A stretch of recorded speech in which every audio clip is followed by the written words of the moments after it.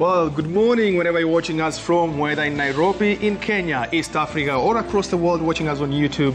This is Citizen TV and we're bringing you live the FKF Presidential Debate. This is the final debate that these candidates will be involved in before Saturday's crucial election. Why is it crucial? It's because we are going to have a new FKF president as well as a new deputy president. We'll have two studios with us. Panel of experts will be with us here with Zita as well. And there will be the studio that will have all the candidates that have agreed to come for this debate. So we'll have interaction sessions. We'll be talking about the issues that need to be tackled in this studio.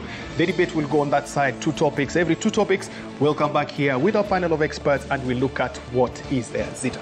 Yes, it's only less than 48 hours before tuanze kufanya nini kuchagua president wa FKF asaizi. So of course we will be going to mashinani tusikie wadau wanasema nini, what are they expecting kwa hii debate ya leo, ni nini wanataka pay kwa tackled na the next president that will be of course the FKF president on Saturday. I think Saturday jioni tutakuwa tushajua nani. Saturday jioni tutajua ni nani. Hopefully by 2-3 o'clock we'll know who is the new president if we don't go into a second round.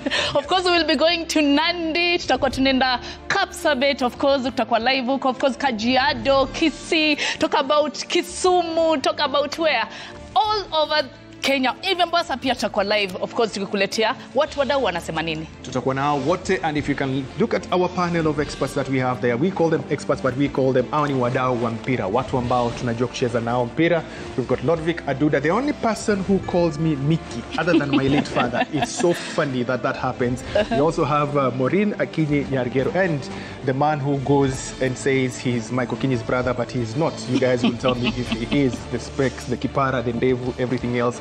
Chutsi, a very good football lawyer, as well as he's actually a sports lawyer, but football is his forte. So Zita, where do we start? Let's start Nandi. Wacha tusikie wadau wa Nandi wanasema nini. Of course there's a lot of things they need to say, there are a lot of things they're saying that need to be tackled during this debate. Ebu wacha tusikie watu wa Nandi mkona nini ya kutuambia katika hii debate yenye mnataka president ambao watakuwa wanafanywa interview wabaki wamongelea.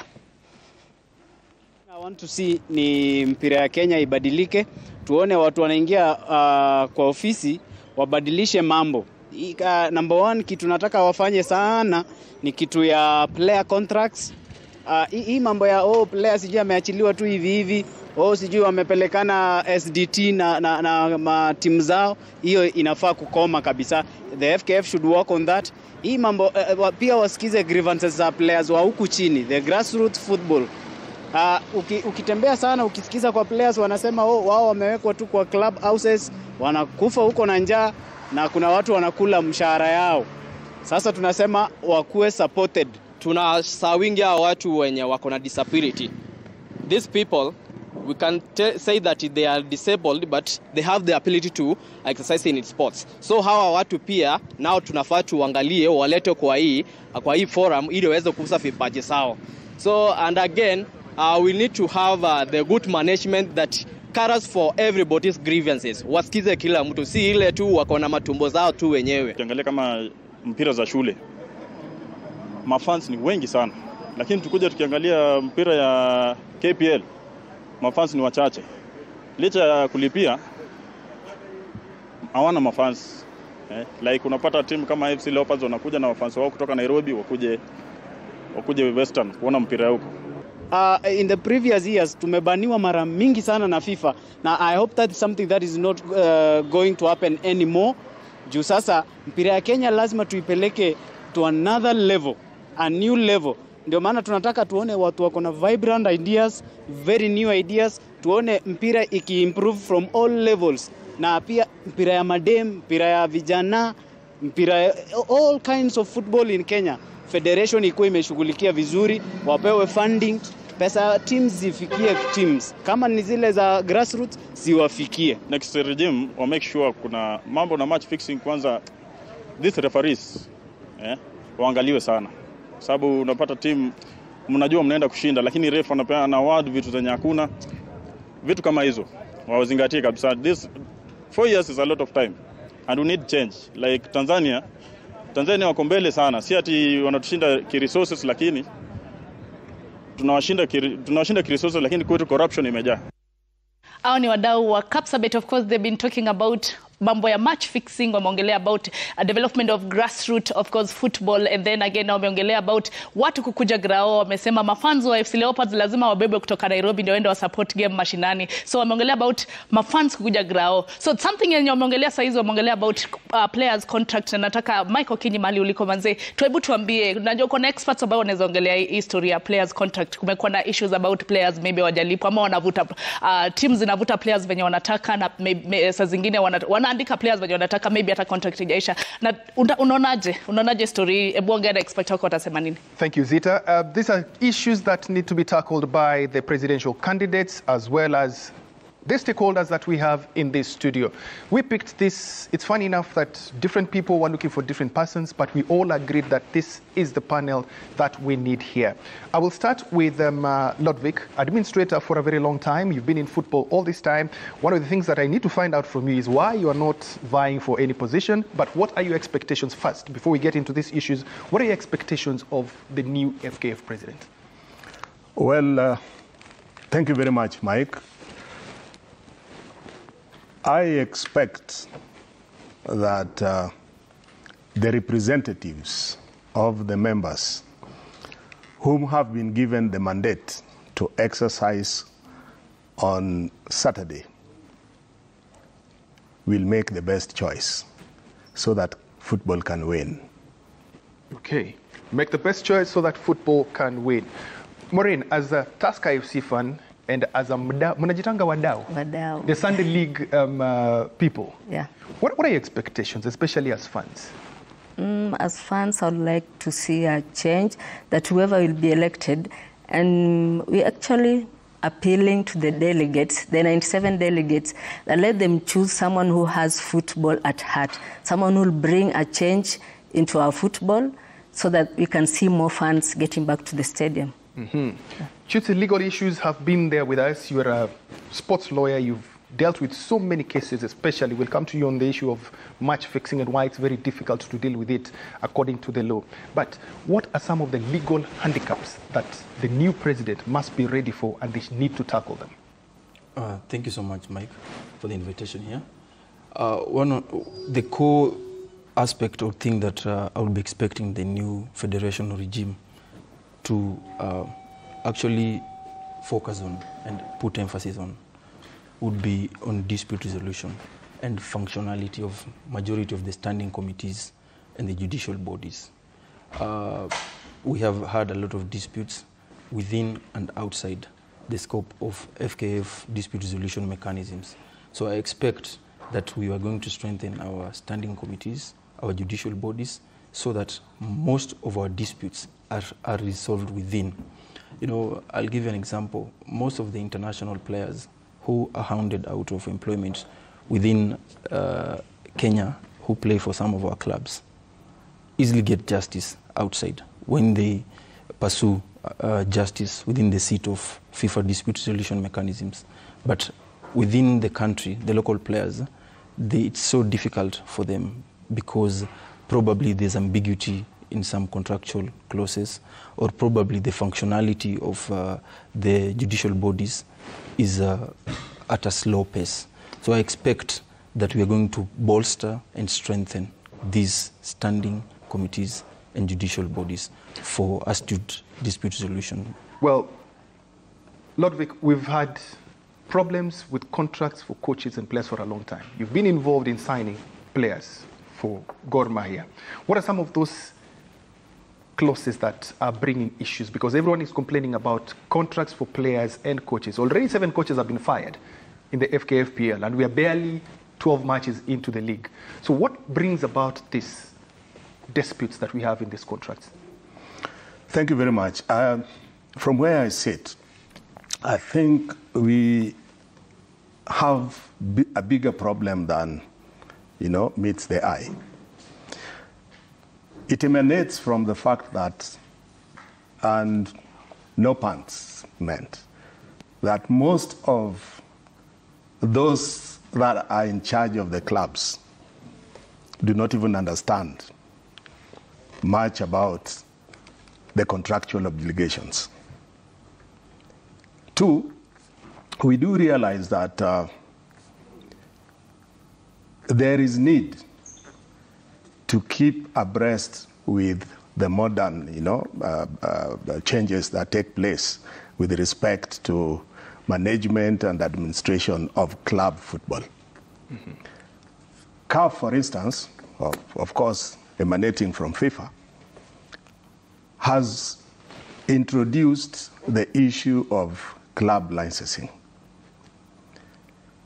At the moment, we find that it is restricted to the upper tier, the Premier League.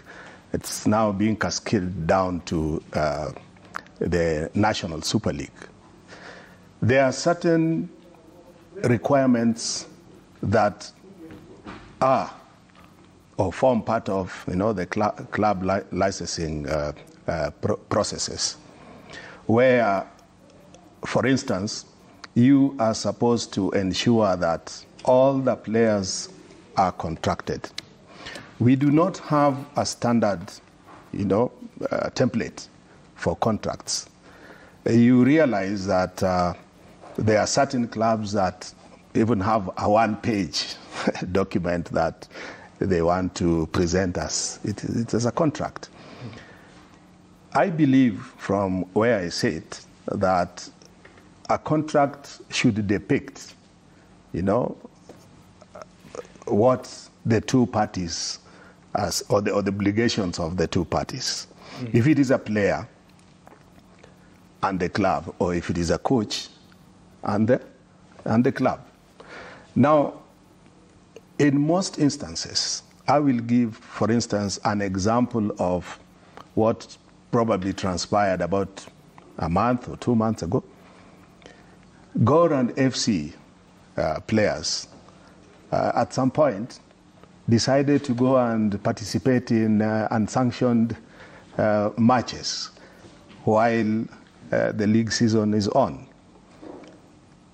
Many people made a lot of noise because they also do not understand that once a player is contracted, he must be able to follow, the dictums of the contract. The contract, yes. We are seeing now the turnover about the coaches, as you have also mentioned. Some of these contracts are very plain. I mean, what do you expect from the coach, right? By the time you are sacking the coach, is it part of, failure to adhere to the contractual terms? Or is it just because, the coach has lost 2-3 matches down the line? I mean, these are things that need to be clearly defined between the parties when they're getting involved with this. That particular contract? Yes. Yes, Maureen, let's talk about match fixing. I sit with the fans in the stadium and I hear all of them. At times you predict and you say, this game we know, this player is going to do A, B, C, D. How is it that fans have the intelligence on match fixing, yet the powers that be look like they don't know what is going on? I think it's kind of tricky, but the fans can tell the relationship of how you can look at a player. If you're a fan of a particular, let's say a particular club, you can look at how there are some players, how they are performing before and how they're doing currently, and you'll just tell there's something fishy going on. So at times, okay, I can't say much, but it's there. Match fixing is there. It is something that you see, and it's you see, and you can tell, and it needs to be tackled. So we actually don't know how to tackle it. Is it the salary, or is it just greed or something? Mm-hmm. Yeah. Zita, where are we going next? Who has views for us? Asante sana Mike. Of course wacha niongee lugha ya wadau ambayo wameelewa hapa. So tunaenda, of course Robert Masai Kajiado ako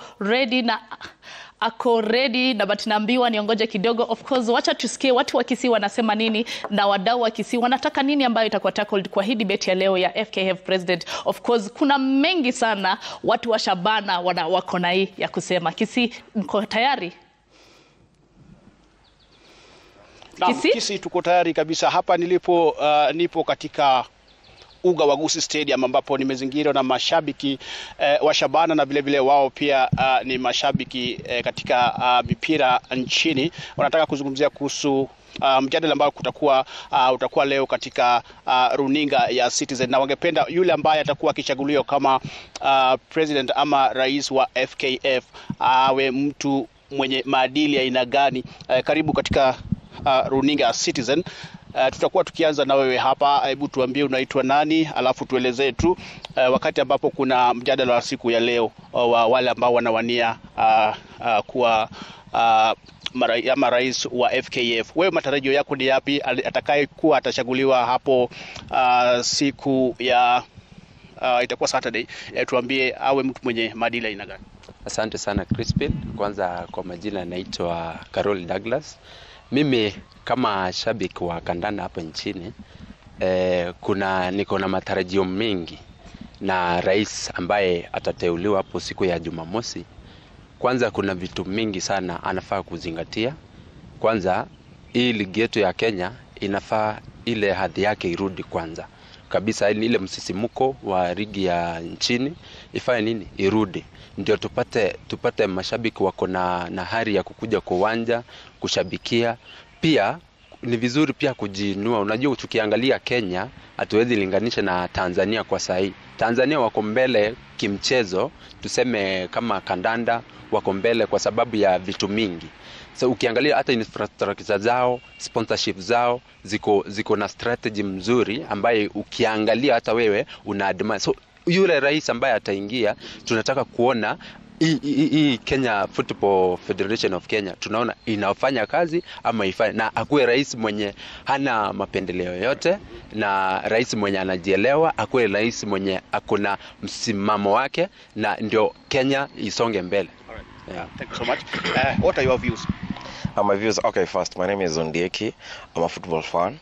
I'd like to address a few issues. Our incoming president, we request you to put up a structure that will help the Kenyan football grow from the grassroots. Ensure that you empower those young people. The second thing I want to talk about is talking about the officiating, the referees, the match fixing. Those are some of the problems that the Kenyan football is facing that should never be there. At least let them set standards that whoever does that is even banned from playing football, because we love football, we love watching football, and we will love other people outside who are watching the game to also feel that football brings people together. It's something very special. Myself, I love watching English Premier League and also the Kenyan football. I ensure I attend very many matches. Why do I do that? I want to experience something special, and also want to meet people who experience cultures. Now the president, as you're coming in, whoever will be elected, put up structures that will help our football to grow. Put up the stadiums. Focus, reinvest. The corruption thing, do away with it. The favorism of some friends or not, do away with that. Let's make Kenya football great again. Thank you so much. Thank you so much. Let's get more views. Majina yako? Kwa majina mimi naitwa Hezbon Misati. Ile kitu mimi ningeomba FKF, president wa FKF mwenye anaenda kuchaguliwa, naomba atafute mdhamini mwenye anaweza sponsor ligi ya Kenya. Kwa sasa unaona tuko na Azam ni ya Tanzania. So tunaomba na sisi unajua kutoka nyuma tulikuwa na DStv. Wakati tulikuwa na DStv, game ya Kenya ilikuwa imeenda juu sana. Lakini wakati ilifika katikati hapo, mambo ikaenda vile ilienda, DStv ikaenda, game hii tukarudi chini. So naomba tafadhali mwenye anataka kuchaguliwa kwa saa hii ajaribu kuangalia hiyo kitu. Asante sana. Shukrani. Tunaye mwingine hapa, tuambie unaitwa nani, awe matarajio yako ni yapi, na ungependa atakayechaguliwa kama mwenyekiti wa FKF awe mtu wa aina gani? Kwa majina naitwa Steve. Ningeomba mwenye angechaguliwa aanze kubuild, aweke structures in place, aanze kubuild soko kutoka mashinani, kwa sababu talent inaanzia chini. So akiweka structure kutoka chini, hii soka ya Kenya itaenda mbele. Plus sasa tutakuwa na mashabiki kutoka mashinani. So kila mtu atakuja kutoka kwao, akuja kusupport mchezaji ambaye amegrow wakiona. Asante sana. Maoni yako, tuambie unaitwa nani, alafu wewe unazungumzaje kuhusu mjadala siku leo? Kwa majina yangu ni Joseph Ngina Mokaya. Matarajio yangu nahitaji president ambaye ataingia sana maneno na corruption. As in tuseme kama saa hii our national team Harambee Stars haikumake kwenda AFCON. Let them go to the grassroots, watoe watu huko na waache labda kinyumbani. Na kitu kingine ya pili, sana makoch. Let us focus on our coaches. See the coach akilose match moja anaenda nyumbani. At least let us work on a contract. Thank you so much. Asante sana. Kulikuwa na mwingine hapa. Okay, my name is Dennis Omondo. Mimi kitu ningeambia president mwenye anachaguliwa sahihi. Kenya sahihi hatuna mtu anasponsor timu yote Kenya. Hiyo ndio kitu anafaa kuangalia sana. Kitu kingine ya pili, corruption nayo imezidi sana Kenya.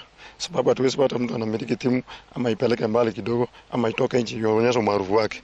Asante sana. Asante sana. And then maybe a quick question. Why is it that whenever we are having election of this magnitude, it's always more of do or die affair? Why is it like that? And yet we're still grappling with quite a number of problems. There are many things that happen. Once you have a president, you'll be getting favorism, your team will be getting more support, more favors. Referees will not be going against the decisions against that team because the president is linked with that. We want to do away with that. We want football as it is played in the pitch.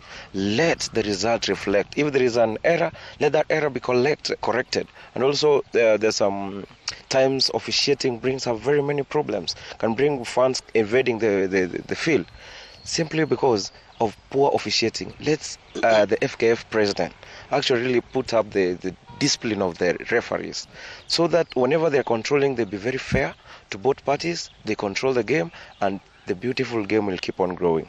And the other thing that I could also love to talk about is the firing and also giving these foreign coaches. Let's believe on our own. Let's get this our coaching classes.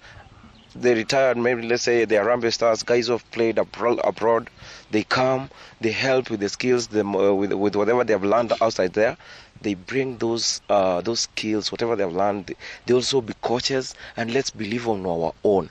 These were Zungus.